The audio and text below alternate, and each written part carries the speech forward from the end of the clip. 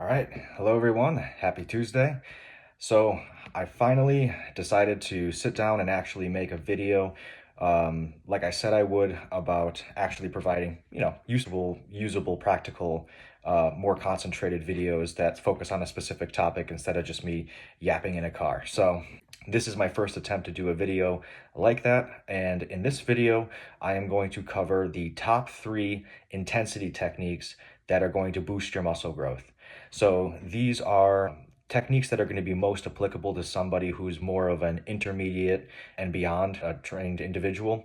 So we're talking ideally somebody who's been training at the, like I would say, bare minimum of 2 years before they start implementing some of these techniques. And here's why.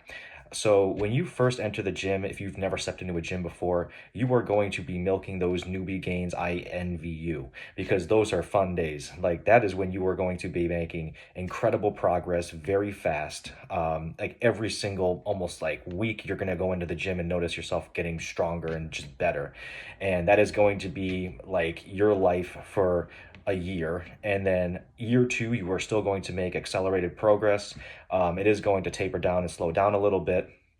And then really once you get into year 3 and beyond, now your rate of progress is really going to start tapering off, tapering off, tapering off, and you're going to notice it. And you're going to be hitting what's most common, like people call it plateaus. I don't know like how much I believe that everybody who says they're hitting a plateau is actually hitting a plateau, or if just the rate of progress that they're at is at such a slow rate that it seems like it's not getting anywhere. Because I mean, it needs to be said that once you're hitting like year 5, year 6, I mean, if you're gaining a pound of muscle in a year, like that's pretty good. Like really the only I mean, obviously, there's certain things that could alter that, but let's just say somebody completely just natural. The only way that they could expect something more than that is if they were already super well trained in like beforehand, then had a little bit of a break, and then got back to the gym, and then they would be taking advantage of that muscle memory. That is a thing. Muscle memory exists. So skeletal muscle cells are multinucleated. One thing that happens when you are physically exercising them, training them, putting them under resistance, the amount of nuclei each cell, muscle cell has, they divide, and then that muscle cell now has more nuclei as a consequence of it being trained, and those nuclei don't go anywhere even if you stop training. And so those extra nuclei, I mean, that's like the throne of protein synthesis. So like, that's where protein synthesis is going to be, like the initiating process is going to be happening, where the DNA is going to be transcribed into RNA, which then leaves the nucleus, and then you get protein synthesis, where that in the translation, and then protein synthesis, where that RNA is then converted into proteins.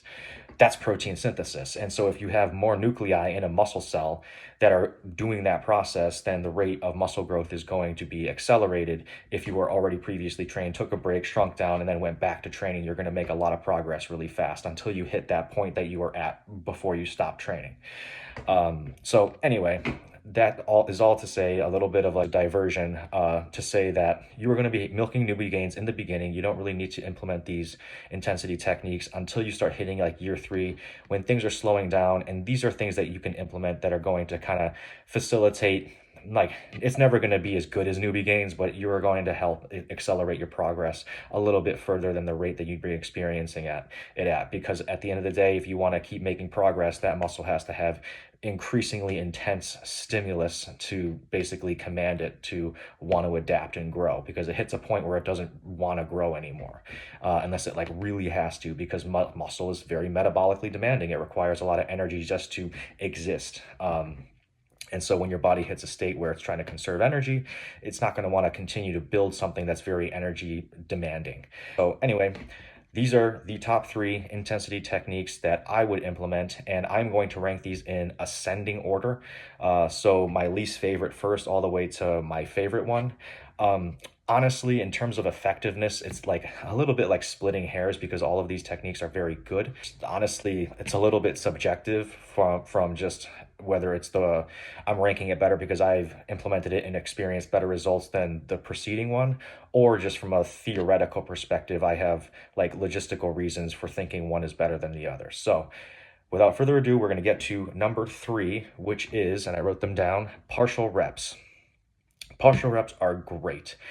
This is essentially when you are doing a movement properly with proper form until you hit a point of failure and you can no longer complete the entire range of motion of the concentric portion of the movement. At that point, your only option then is to move it as far as it can go, which would be a partial rep. And you essentially do that until the muscle cannot budge at all anymore.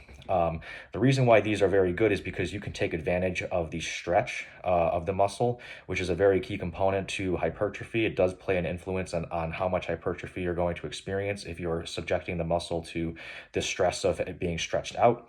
And partial reps can obviously be a very good way to facilitate that. So partial reps would be my number 3 choice for an intensity technique to implement if you are hitting a plateau and the rate of growth is kind of at a point where you're not satisfied with it.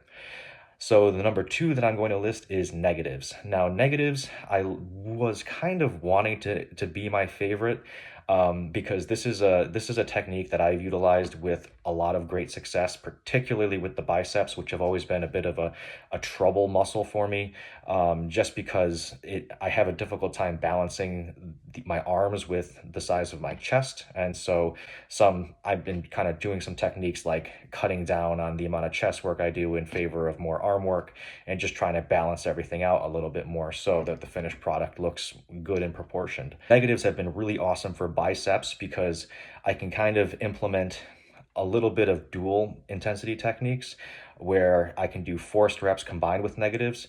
And this is particularly effective with the movement known as the preacher curl, where you're kind of like sitting down and you have a pad under here and you have your weight and you're contracting up like this. Now I like doing the single arm ones. Normally I don't really kind of advocate for single arm movement just because of extra time, and then it's a little bit you have to be careful to make sure that you're balancing the amount of intensity that each group is experiencing.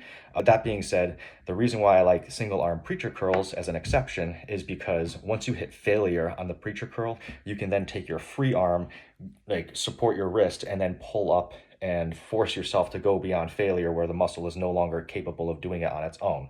Then at that point, you can really then milk down the negative, and you can just keep doing that until the muscle is so fatigued that it can't budge anymore. It's really about like how much pain can you take before you either stop or like the muscle just doesn't go anymore.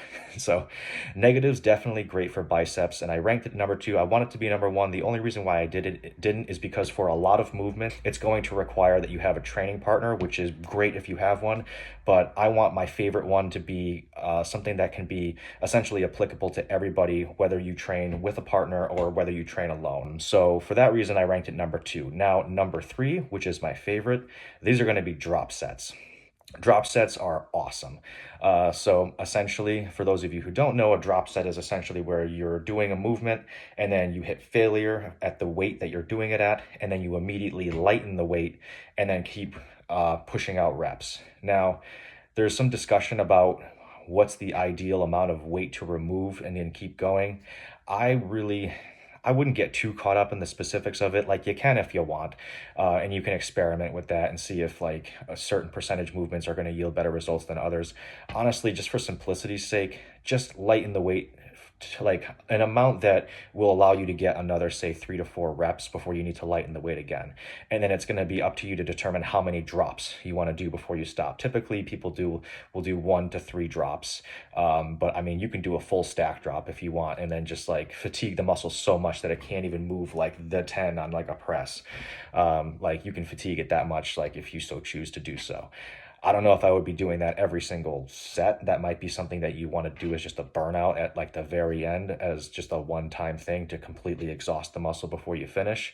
Being said, the reason why I like drop sets is because it doesn't matter if you're training with a partner, training alone, you can always find an exercise to do this a technique with. Now, obviously be very effective at pushing you beyond failure, and doing a drop set, you can actually then milk the other two and then combine all of those techniques into one single set and make it just awesome, and do a whole bunch of intensity techniques and just completely obliterate the muscle.